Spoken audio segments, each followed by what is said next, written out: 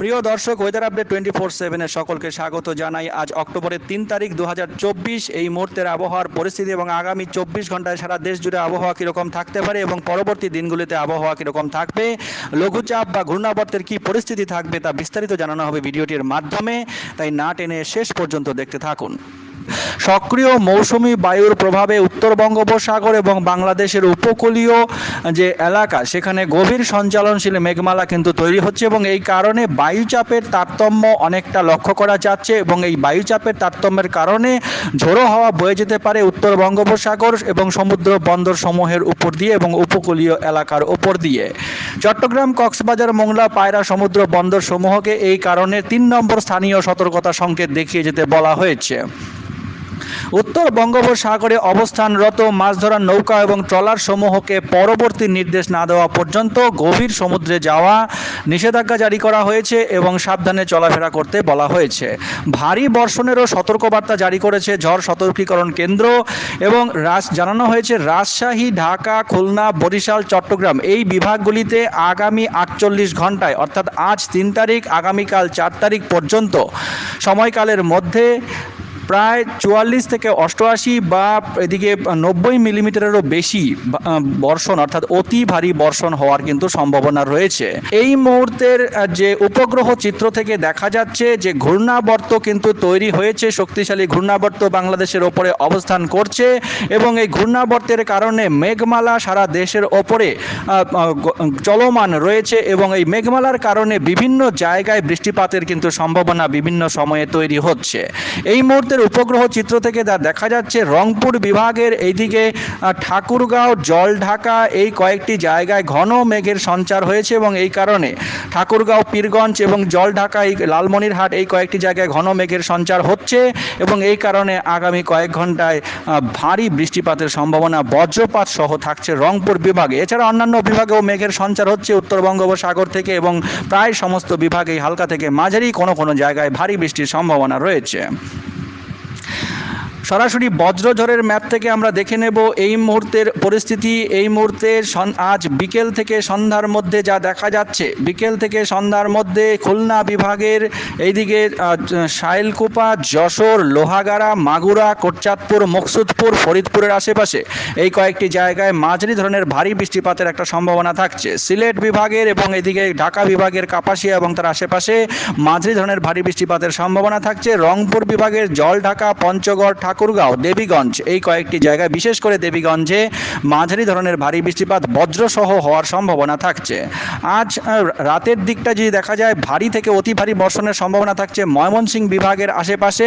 ময়মনসিংহ বিভাগের আশেপাশে কিশোরগঞ্জ, কেন্দুয়া, এদিকে গাফরগাঁও, এদিকে বেদগাঁয়ের, এদিকে ঈশ্বরগঞ্জ, নান্দাইল এবং কেন্দুয়া, ঢালা, অচিন্তপুর, তেলেগাতি, কিশোরগঞ্জ এই কয়েকটি জায়গায় ভারী থেকে অতি ভারী বৃষ্টিপাত এবং তার আশেপাশে নেত্রকোনা, ময়মনসিংহে মাঝারি ধরনের বৃষ্টিপাতের সম্ভাবনা থাকছে। এছাড়াও রাতের দিকে ঘূর্ণাবর্তের কারণে ঢাকা বিভাগের ঢাকা সহ দোহার, শিবচর, মকসুদপুর, মুন্সিগঞ্জ, নরসিংদী, কতিয়াদি এই কয়েকটি জায়গায় মাঝারি ধরনের বৃষ্টিপাতের সম্ভাবনা থাকছে।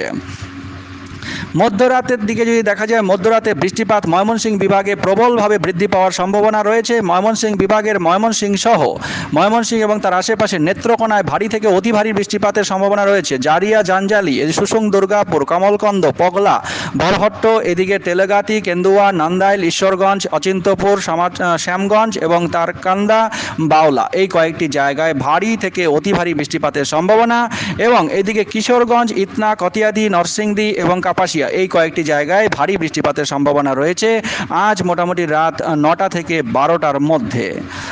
মধ্যরাত এবং আগামীকাল ভোরের দিকে যদি দেখা যায় বৃষ্টিপাত ময়মনসিংহ, সিলেট বিভাগে প্রবলভাবে হতে পারে।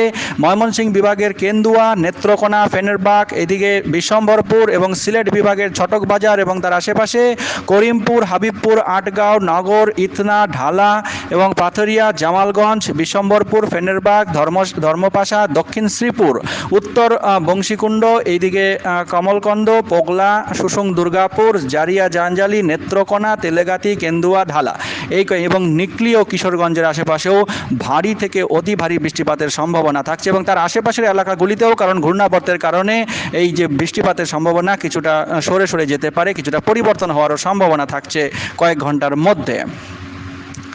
এইদিকে মুকসুদপুর এবং গোপীনাথপুর, খুলনা ও ঢাকা বিভাগের মাদারীপুর, গৌরান্দি এবং টুঙ্গিপাড়ার আশেপাশেও, কাওয়াখালীর আশেপাশেও, বরিশাল বিভাগের কিছুটা বৃষ্টিপাতের সম্ভাবনা থাকছে আগামীকাল ভোরের দিকে। আগামীকাল এই ময়মনসিংহ বিভাগের বৃষ্টিপাতের প্রবণতা মোটামুটি বজায় থাকবে। ঘূর্ণাবর্তটির যে কেন্দ্রস্থল সেটি রংপুরের আশেপাশে থাকবে এবং তার যে সাইড ব্যান্ড, তার যে বিস্তৃতি রয়েছে, সেই কারণে এদিকে আসামের গুয়াহাটি, কোকরাঝাড় এবং তার আশেপাশে গোয়ালপাড়ার আশেপাশেও ভারী বৃষ্টিপাতের সম্ভাবনা থাকছে আগামীকাল দিনের বেলায়। আগামীকাল দুপুর থেকে বিকেলের মধ্যে খুলনা বিভাগ ও চট্টগ্রাম বিভাগে ভারী বৃষ্টিপাতের সম্ভাবনা থাকছে। সিলেট বিভাগের প্রায় সম্পূর্ণ অংশেই মাঝারি ধরনের ভারী বৃষ্টিপাত হতে পারে। সিলেট বিভাগের সিলেট সহ মৌলভীবাজার, এদিকে বারলেখা, কুলাউড়া, কামালগঞ্জ, চরখাই, জয়ন্তিয়াপুর, জাকিগঞ্জ, ছটকবাজার, এদিকে বানিয়াছং, ইতনা, কেন্দুয়া এবং নাসিরনগর, এই কয়েকটি জায়গায় ভারী বৃষ্টিপাতের সম্ভাবনা রয়েছে। তবে মাঝারি ধরনের ভারী বৃষ্টিপাত হবে, অতি ভারী বৃষ্টিপাতের সম্ভাবনা থাকছে না আগামীকাল দুপুর থেকে বিকালের মধ্যে। আগামীকাল এদিকে খুলনা বিভাগের লোহাগাড়া, যশোর, খুলনা, সাতক্ষীরা, এই কয়েকটি জায়গায় দুপুর থেকে বিকেলের মধ্যে মাঝারি ধরনের ভারী বৃষ্টিপাতের সম্ভাবনা থাকছে। আগামীকাল বিকেল থেকে যদি দেখা যায় বৃষ্টিপাতের প্রবণতা একটু কম থাকবে, তবে ঘূর্ণাবর্তের কারণে যে কোনো জায়গাতেই বৃষ্টিপাত যখন তখন বৃদ্ধি পেতে পারে। আগামীকাল রাতের দিকে এদিকে রাজশাহী ও ঢাকা ও ময়মনসিংহ বিভাগের কিছু জায়গায় ভারী বৃষ্টিপাতের সম্ভাবনা এই মুহূর্তে দেখা যাচ্ছে। যেমন এদিকটায় দেখা যাচ্ছে ময়মনসিংহে আগামীকাল রাতের দিকে মাঝারি ধরনের ভারী বৃষ্টিপাত হতে পারে। সরিষাবাড়ি, সিরাজগঞ্জ, নগরপুর, সিংড়া, এই কয়েকটি জায়গার আশেপাশে মাঝারি ধরনের ভারী বৃষ্টিপাত হওয়ার সম্ভাবনা থাকছে আগামীকাল রাতের দিকে। এবং তার পরবর্তী সময় যা দেখা যাচ্ছে 5 তারিখেও সারা দেশ জুড়ে বৃষ্টিপাতের সম্ভাবনা বিভিন্ন বিভাগে থেকে থাকবে আগামীকাল, এবং 6 তারিখ পর্যন্ত বৃষ্টিপাতের এই প্রবণতা থাকছে। 7 তারিখের পর থেকে ছিটেফোঁটা বৃষ্টিপাত রয়েছে। মোটামুটি 9 তারিখের পর থেকে আকাশ পরিষ্কার হওয়ার সম্ভাবনা থাকবে। তবে বঙ্গোপসাগরে নতুন করে ঘূর্ণিঝড় বা ঘূর্ণাবর্ত তৈরি হওয়ার কিন্তু সম্ভাবনা দেখা যাচ্ছে একটি, এবং 12 তারিখের পর থেকে এই ঘূর্ণাবর্তটি কতটা শক্তিশালী হবে সেটা আমরা জানাতে পারবো। তাই চ্যানেলের দিকে নজর রাখুন, চ্যানেলটিকে সাবস্ক্রাইব করে রেখে দিন প্রতিদিনের নিয়মিত এরকম আপডেট পাওয়ার জন্য। অনেক ধন্যবাদ।